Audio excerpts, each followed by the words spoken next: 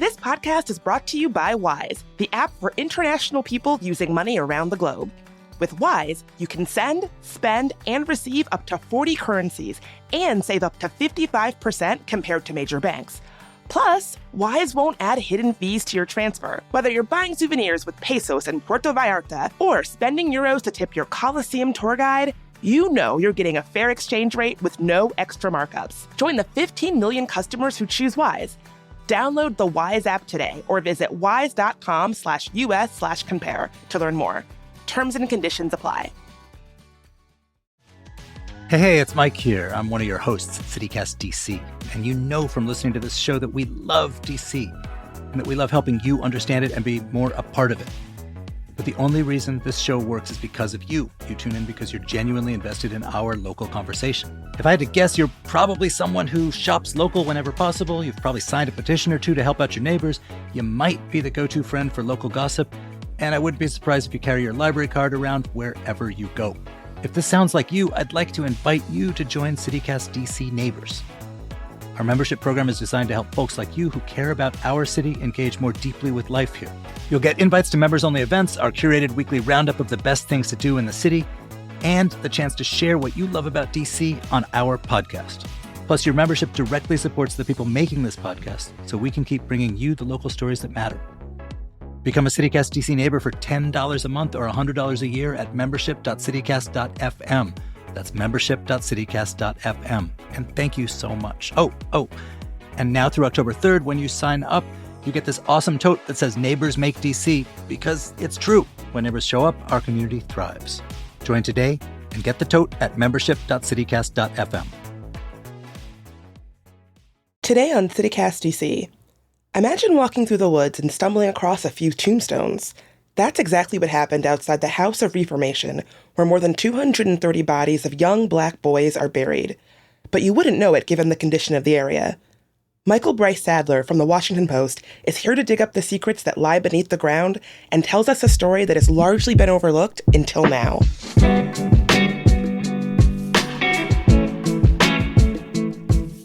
Today's Tuesday, September 30th. I'm Bridget Todd, and here's what DC is talking about.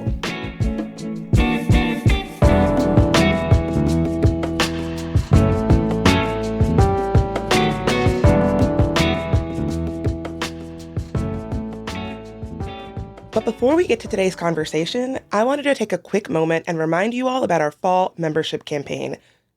Right, Annie? Yes. So we are in our final week of our fall membership campaign, and we really need you to support us. You can become a CityCast DC neighbor at membership.citycast.fm. It's just $10 a month or $100 a year, and you get some incredible perks. One of the perks is a Neighbors Make DC Great tote bag, which is adorable. I have one. I love it. And I think, I am all about being a good neighbor. I think listening to CityCast DC makes me feel like a better neighbor to all my neighbors here in DC. And it's one of the most important ways to show that you're a good neighbor by supporting the work that we're doing on this podcast and newsletter every day. It's so true. I used to work in national political journalism before I took this job. And while I loved that, I would sometimes get a little burnt out of the national political stories. Like, I think for all of us, the news cycle is so stressful. One thing that's been so gratifying about telling local stories, not that the news cycle isn't still stressful, but is that I feel so much more connected to DC as a place. I think that that's really been evidenced by the stories we've been telling in the midst of the federal takeover. But there are so many stories that make you feel more connected to where you live, that make you a more informed citizen, make you a better neighbor, better person. And those are the ones that have been really, really gratifying for me to tell. Yeah, today's story is exactly the kind of thing that you're talking about. These stories that you probably wouldn't know otherwise, really getting to understand your city and what's going on with your city in these ways that are often overlooked. So those are the kinds of stories that I love to tell. I hope they're the kind of stories that you all like to engage with. And if you want to keep supporting that work that we're doing, please consider becoming a CityCast DC neighbor. Just go to membership.citycast.fm and become a CityCast DC neighbor today. Thank you so much. Okay, let's get to the episode. Michael, it has been a while. It's so nice to see you again. Yeah, likewise. How's it going? It's going well. I was just reading about this piece that you wrote with a colleague about the cemetery in Prince George County. It's kind of an insane story, first of all, before we even get into it. But first of all, what is this? Where exactly is this grave located and who is buried there? Yeah, so this graveyard is located in Prince George's County, Maryland. It's at a location now known as the Cheltenham Youth Detention Center. Previously, it was called the House of Reformation and Instruction for Colored Children. It's really rural Prince George's, so it's likely that a lot of listeners haven't been by this area or even heard about it before. It was the first time I'd heard about it, and I'm from Maryland. What's the condition of this cemetery?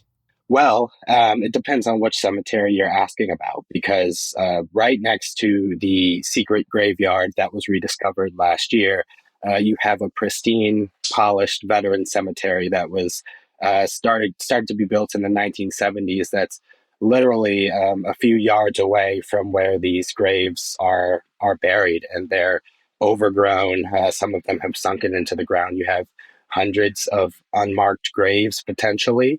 It's really not even clear what is fully back behind these woods because they've been up unkept for decades. Wow, so how did you originally discover this?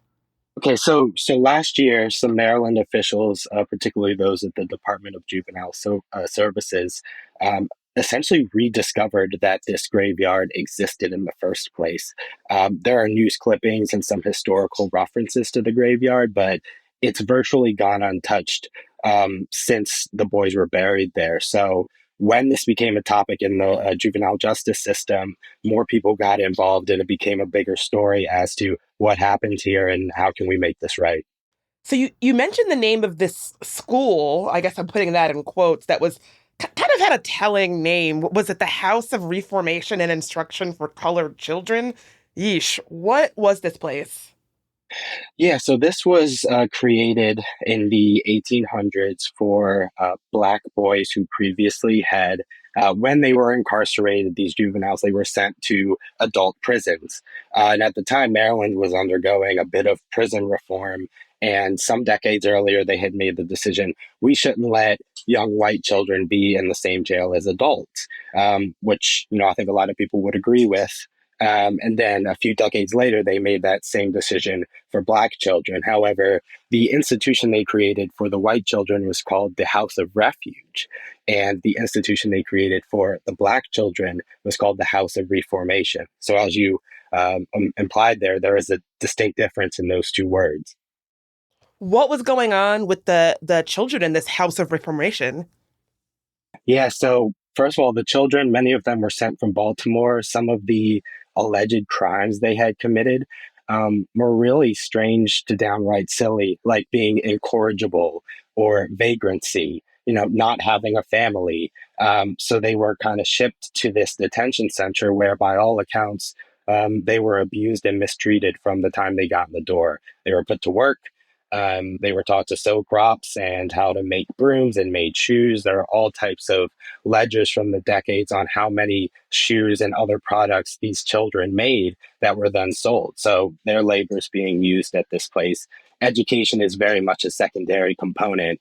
And then you have their living conditions where they're malnourished. Grand juries would later report, newspapers would later report that they were deprived of bare essentials like sufficient clothing. And generally speaking, it was pretty easy to die there because there were so many outbreaks of disease in the late 1800s and early 1900s. So you did have a fair number of boys who died at this facility because of the poor condition. How long was this facility there for? Like, when did it shut down? The Maryland government came over and took over the facility around 1930 or so. And at that point, around 1939 is the last documented case we have of a boy dying at that institution. So around the 1930s is when you start to have these grand jury hearings. You start to have these investigative reports from newspapers like the Afro and the Baltimore Sun documenting what had happened in the past decades. And with that in mind, the state jumps in and says, we're going to take this over. And you don't see those horrific acts continue as flagrantly in the later decades. Was that when this cemetery was originally discovered? I mean, the fact that the facility like this would have a cemetery, and it really does speak to how easy it was to die there. Yeah, so the earliest mention of the graveyard that we could find came in 1885 in a death notice that was published in the Evening Capital newspaper. But from then on, you hear people in media and in documentation from the time reference this graveyard as this place where they took boys who had died. In one case, you have someone who worked on the property who told a story about how one child's parents came to retrieve their son and they were told their son had ran away, when in reality this man had just buried that boy the day before and the parents were told the child had run away. So it really was just a situation where anything went, and you had young boys, some as young as 10, who were buried back there without um, any real sense of dignity.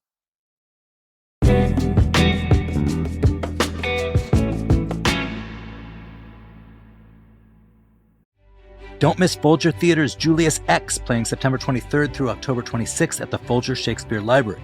This bold new play by Peabody Award-winning journalist Al Letson remixes Shakespeare's Julius Caesar with the history of Malcolm X, sampling lyrically and historically from Shakespeare's text, famous speeches by civil rights leaders, and Letson's own verse.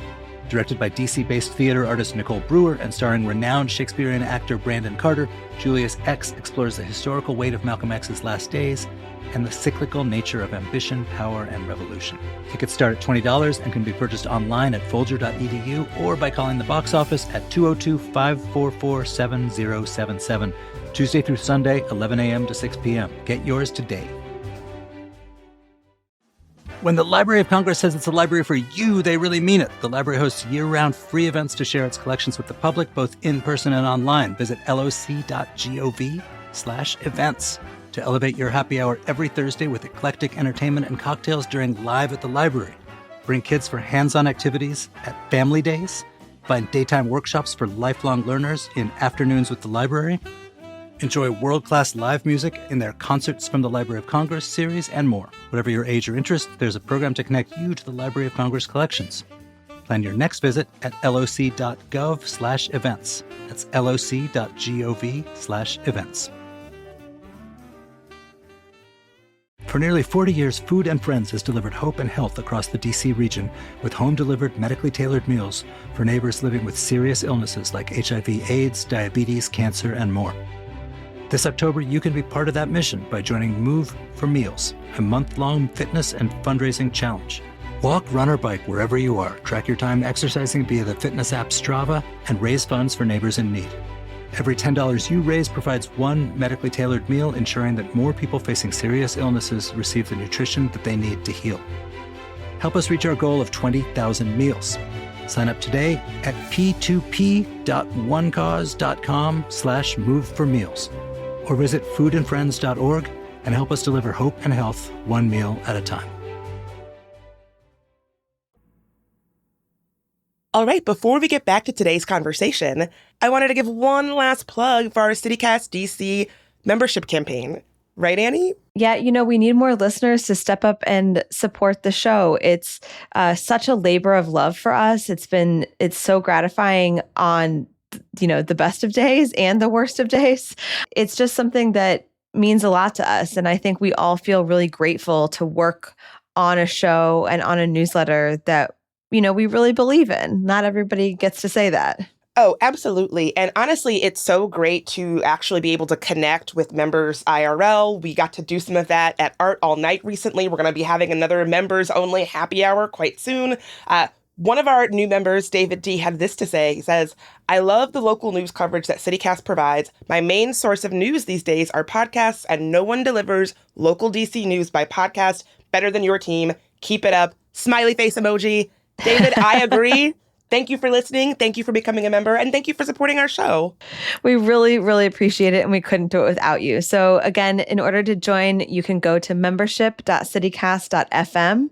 That's membership.citycast.fm. $10 a month or $100 a year. $10 a month, that's the cost. That's less than a cocktail most places I go. So I think it's a pretty sweet deal to support local news. Agreed. That's membership.citycast.fm. All right, now back to the conversation. Why was it important for you to report on this story today? Whew, hey, you could go a lot of ways with that question, but I think the biggest and most prevailing feeling that I had in talking with people who were involved in this is that you have a presidential administration that has gone to extreme lengths to sugarcoat or even remove facets of our history that don't shine a positive light sometimes on what the government has done or what the state has done. And in this case, you have lawmakers in Maryland and other advocates who are really embracing the opportunity to right a wrong and not cover it up, which is what has essentially gone on for decades. So you have this kind of watershed moment, at least for Maryland here, is what do we do and how do we make sure it never happens again, including in our current juvenile justice system where you still have children being charged as adults. So some have made it a more current political cause as well. What has the process looked like for reporting this? Who have you talked to and what have they told you? Yeah, so it's been a lot of conversations with people who are familiar with things like ground penetrating radar and understanding how graveyards work. You'd be surprised to learn that Maryland actually has a lot of these secret graveyards. Um, they're in churches sometimes, sometimes they're in private owned facilities, but rarely do you see something like this where it was a state run institution and you have a graveyard out back. Are there more in Maryland than other places? I can't say, but Maryland definitely has its fair share. It's really creepy, and I think the most important part of this reporting, though, was actually going out to the graveyard itself. It's in two sites around the veteran cemetery, and you basically are driving through and then walking through the veteran cemetery to get to these secret graveyards. And I've told everybody it's one of those things you have to go out there and really feel it and see it to understand what's happening because you're in essence walking on grounds where bodies are buried underneath you. And we are out there with experts who again are familiar with these types of graveyards, and they can make out how a depression in the ground is likely a body depending on how it's shaped. And once you see one, you realize, oh, there's two, there's 10, there's a lot more of these. Some of them just had cinder blocks as markers. In another area, you see some headstones that still remain, and we have photos of those. But there really is no telling what else is there beyond everyone's best guess. So that's the importance of the recognition now and the funding that's being allocated toward restoring the site and trying to figure out what happened. So I want to talk about that. What exactly is being done on this site? Have Maryland legislators said anything or done anything? Yeah, so the Maryland Legislative Black Caucus went out there last week for the first time, which was spurred in part by our reporting on the cemetery. And they had a very similar reaction to us, just shocked and wanting to right this wrong, especially when you have that juxtaposition of the pristine veteran cemetery next door. It's really hard to look at that contrast and not want to act. So I think there's a lot of momentum toward getting to the bottom of this, maybe figuring out how many children are buried there, but it's going to take a lot of work. So, the Department of Juvenile Services, which was one of the agencies that helped to kind of rediscover this last year, applied for a grant that's going to be $31,000 toward a ground penetrating radar and restoration. And then actually last week, Governor Wes Moore's office pledged an additional $250,000 in next year's budget toward this effort as well. So we'll see if those dollars go toward what they've been committed to. But this is definitely the most momentum we've seen historically to really understand what happened at Cheltenham. How does it feel that your reporting is part of why this effort was awakened? I mean, it's a really it's a feeling that I hold with a lot of reverence. I mean, the whole time I'm thinking about these boys, and you read their stories, you read about the mistreatment, and I found myself really grateful for the journalists of the past at the Afro, at the Baltimore Sun, that were taking the risk to report these wrongdoings and trying to interview the children and not letting this be swept under the rug, even though not many people seem to really want to sound the alarm to get to the bottom of it. So that's one thing that really stood out to me. And then I would also say that it really speaks to the fact how little attention has been paid to this. And me and my colleague, Katie Metler, went out to the grave site a couple of months ago, and we discovered some headstones that hadn't been photographed or documented as far as we know. So it's like if we could be out there for just maybe an hour or two and make a discovery, a historic discovery, just think about what else is there. So it felt like, man, we were way too late as a state of Maryland to get on this, but it does feel it feels good to be able to help push this forward and to more than anything make sure the stories of these boys are being elevated because truthfully, a lot of them endured torturous conditions and then were just dragged down the street and buried in the back of the woods. That's just not that's not a way to go. So I'm glad we can be part of that. Yeah, I mean, I've been in the area for a pretty long time, and this is not a story that I had heard of. You said you are from out this way. This was not a thing that you heard of. I think it's the idea that you could be walking around and have these people's stories and their bodies under your feet and not even know. I mean, it's like discovering history in your backyard.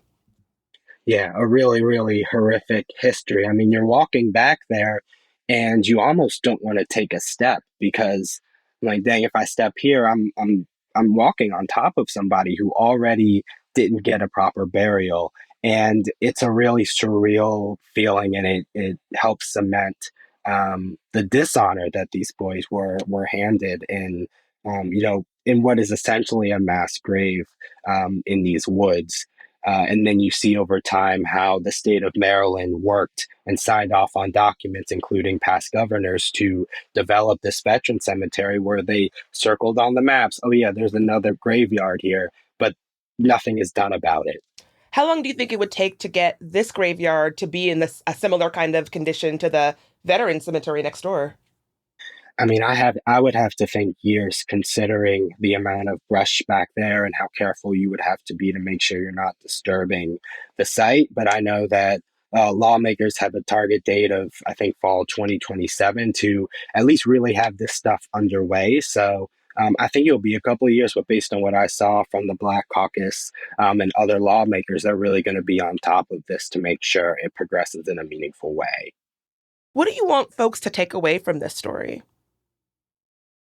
If there's one thing to take away, I think it's going back to a point you mentioned earlier about why this story matters now, and in a moment where history is being challenged, accounts that we all know and stories we all know and lessons we were all taught in school are being challenged or erased or obscured. This is something that is pretty hard to ignore if you read it and spend time with it. So I would encourage your listeners to, even if you don't read our story, read some of the other coverage about the cemetery, spend some time reading about the boys and what they went through.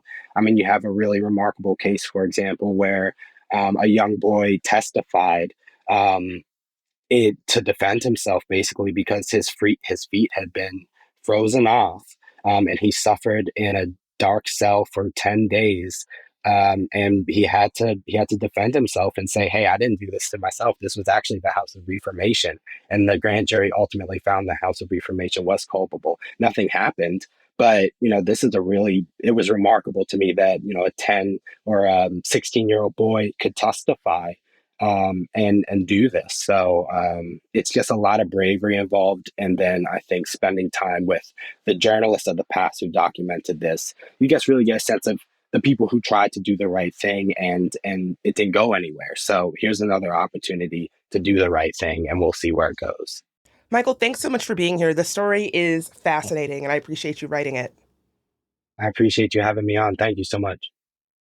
And huge, huge, huge thank you to all of our new CityCast DC neighbors who just joined. Thank you, Leslie H. Thank you, Casey B. Thank you, Kenneth S. Thank you, Aaron M. Thank you, Bethany R. Thank you, Therese T. Thank you, David D. Thank you, Jolene L. Thank you, Sally L. Thank you, Bethany V. Thank you, Barbara M. Thank you, Steve T. And thank you, Elizabeth D. That was such a big list. I know, I had to take a deep breath before I said it. That's how many people we got here.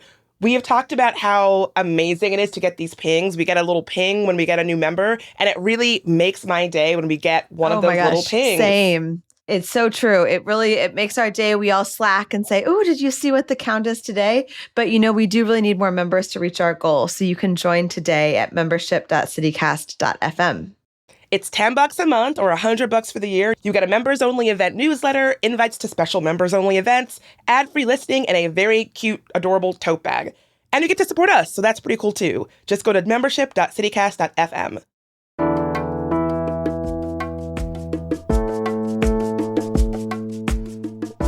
And that is all for today here on CityCast DC. If you enjoyed the show, why not tell a friend, rate the show, leave us a review, and subscribe to our morning newsletter. We'll be back tomorrow morning with even more news from around the city. Talk to you then.